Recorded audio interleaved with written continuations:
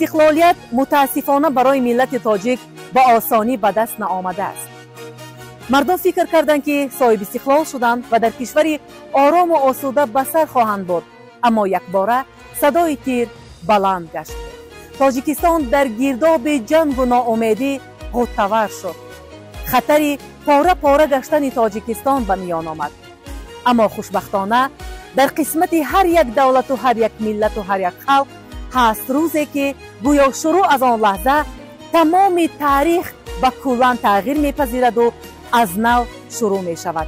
برای تاجیکستان می توان گفت که آن روز 16 نوامبر سال 1992 بود، زمانی که اجلاسیه تاریخی در قصر ارباب شهر خوجند برگزار گردید. پیرامون سحر و اسرار این اجلاسیه تقدیرسازی 16 شورای عالی جمهوری تاجیکستان زیاد گفتند و میگویند. از جمله این که قصر ارباب 16 ستون داشت. این اجلاسیه تاریخی به 16 نوامبر راست آمد و 16 روز ادامه کرد. همچنین پرزیدنت جمهوری تاجیکستان پیشوای ملت محترم امام علی رحمان در آن لحظه به حیث وکیل در قطار 116 نامنویس گردیده بودند.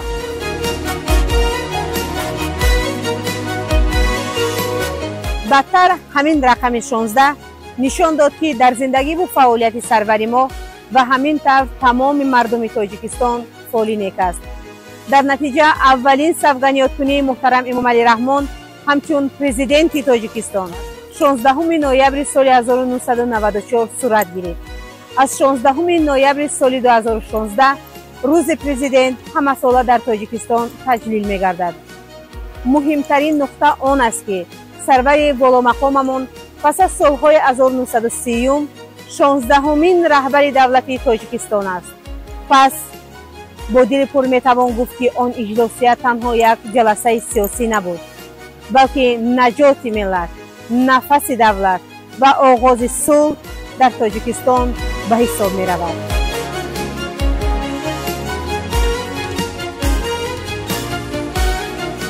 در قصر ارباب سیاستمدار جوان اما دوراندیش محترم امام علی رحمان به منبر برآمد و با دلی پر از درد و مسئولیت گفت: من به شما صلح می آورم، حتی اگر ضرور شود بر عوض جان خود. این سخنان از جانب راهبر صدا دادند که خیلی جوان و بعدتر تمام راه پرخطر را برای آرامی وطن طی نمود. همین طور او نه تنها راهبر دولت بلکه رمز امید و وحدت گردید. از همان اجلاسیه تاجیکستان رو به صبح آورد، صبح امید، صبح صلح‌آمیز. امروز هرگاه از آرامی وطن، از پرچم بالا، از صدای خنده کودکان زیر آسمان آسایشته افتخار میکنیم، باید حتما بدانیم که همه این از آن اجلاسیه سر شد. ای رهبر و رهکشای ملت، جان و دل و جان فدای ملت، آب و رو و ننگ و نام مایی، آیینه خوشنمای ملت، آیینه خوشنمای ملت.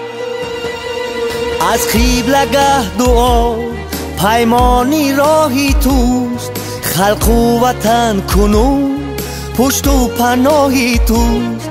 از قبلگاه دعا پیمانی راهی توست، خلق و وطن کنون پشت و پناهی توست. مادر بری توی بالو پری توی در راهی راستی، ما افسری توی مادر بری توی بالو پری توی در راهی راستی، ما افسری توی مادر بری توی